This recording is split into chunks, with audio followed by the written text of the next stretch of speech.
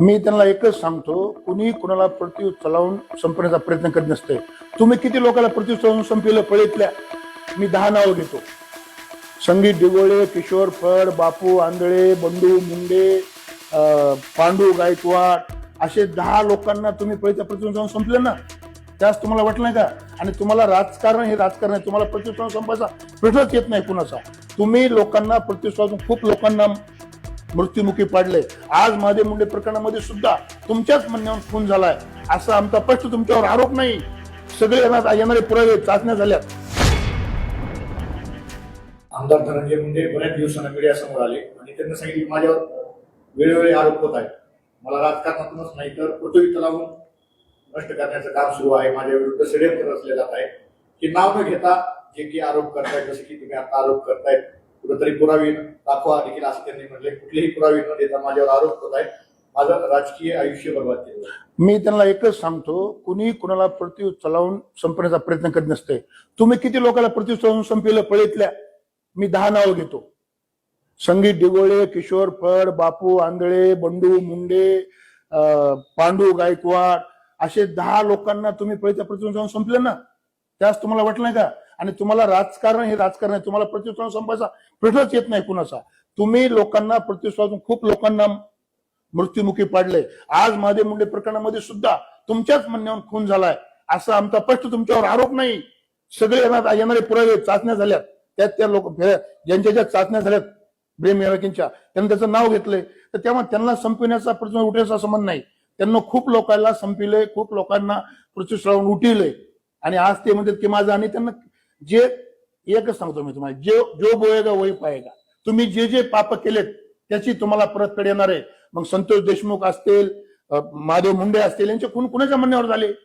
धनंजय मुंडेच्या म्हणण्यावर झाले. सगळे पुरावे तुमचे फोन कुणाला गेले, किती लोकांनी बोलला तुम्ही, खून कधी झाले, काय झाले, या सगळ्या गोष्टी आहेत. तर त्यांना कुणीही संपण्याचा प्रयत्न करीत नाहीत. त्यांना ज्या ज्या गोष्टी केल्यात ते आज एक एक गोष्ट बाहेर येते म्हणून त्यांना दुःख वाटतं. तपास यंत्रणा त्यांना पाठीशी घालते का? त्यांना वाचवण्याचा प्रयत्न? आतापर्यंत पूर्ण तपास यंत्रणा पालकमंत्री असल्यापासून त्यांच्याच म्हणण्यावर चालत होती. पळीचं पोलीस स्टेशन, सगळे पोलीस त्यांच्या म्हणण्यावर काम करत होते. आणि आता पण एवढे खून झाले तर त्यांना कुठं काही झालं नाही. पण आज कुठंतरी तपास यंत्रणा SIT नियमाप्रमाणे काम करून त्यांचं कुठतरी इन्व्हॉल्व ह्या प्रकरणात आलेले आहेत. संतोष देशमुख असतील, महादेव मुंडे असतील, तर त्यांना आज ते वाटतंय तुम्ही केलंय म्हणून तुमचे नाव आले. तपास यंत्रणा काही मनात नाव घेत नाहीत ना कुणाच्या. तपास यंत्रणा तुम्ही आतापर्यंत दाबून टाकल्या होत्या, त्यांना तपास करू देत नव्हतं. आज तपास झाले, तपास यंत्रणेमध्ये तुमचे नाव आले. त्यामुळे माझी आज बी स्पष्ट मागणी की 120 खाली स्थानिक आमदार धनंजय मुंडे साहेबांना आरोपी करून आता अटक करायला पाहिजे. या संतोषभाई देशमुख प्रकरणामधील वकील असणारे वाल्मिक कराड यांनी महादेव मुंडे खून प्रकरणामध्ये आपल्यालाच आरोपी करावं अशा प्रकारचा त्यावेळेस तुम्ही एक स्फोटक दावा केला होता. मला आरोपी करावं असं धनंजय मुंडे यांनी पोलीस प्रश्नावर इथल्या PIवर सगळ्यावर दबाव आणला की महादेव मुंडे प्रकरणामध्ये राजू फड व इतर 5 लोकांना आरोपी करावं. त्याचं कारण काय होतं? विधानसभा समोर होती आणि मी आदरणीय शरदचंद्र पवार साहेबांच्या पक्षातून उमेदवारी मागत होतो. माझी उमेदवारी निश्चित झाली. त्यांना कुठेतरी मला उभा टाकू द्यायचं नव्हतं. म्हणून मला या प्रकरणात आरोपी करावा असं धनंजय मुंडे यांचं मत होतं. आणि मी तुम्हाला सांगतो, संतोष देशमुख प्रकरणात सुद्धा जर बेम चाचण्या केल्या आरोपींच्या, तर तो सुद्धा मर्डर धनंजय मुंडेच घडून आणलाय असंच पुढे येणार आहे. अहवाल आल्यापासून ज्ञानेश्वरी मुंडे काही बोलल्या नाही.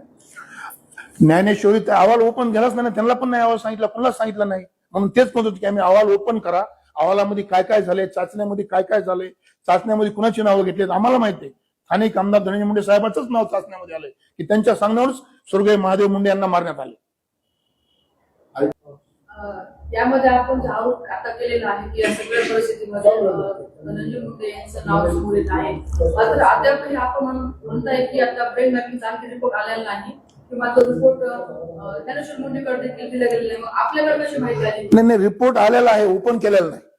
आपल्याकडे माहिती? हा, रिपोर्ट आलेला आहे ना. ब्रेन मॅपिंग चाचण्याचा रिपोर्ट SIT कडे आहे. SIT ने ओपन करावं. रिपोर्ट मध्ये ज्यांची चाचण्या झाल्यात त्यांनी धनंजय मुंडेच्या म्हणूनच आम्ही खून केलाय असं स्पष्ट त्यांना सांगितलं त्या रिपोर्टमध्ये. म्हणून आम्ही म्हणतो ते रिपोर्ट ओपन करावं. आमची मागणी तीच आहे, रिपोर्ट ओपन करावं.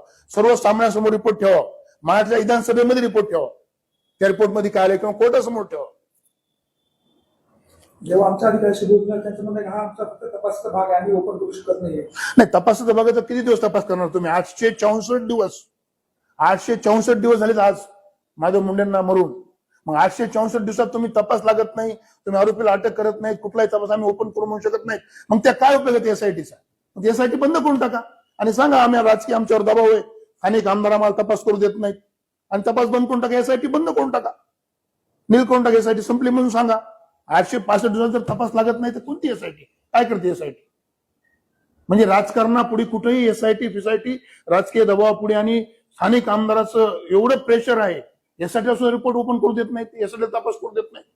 हे कुठेतरी थांबलं पाहिजे. या प्रकरणात न्याय मिळावा अशी परळी करायसहित बीड जिल्ह्याची इच्छा आहे. या तपास हे जे एसआयटी मध्ये झालंय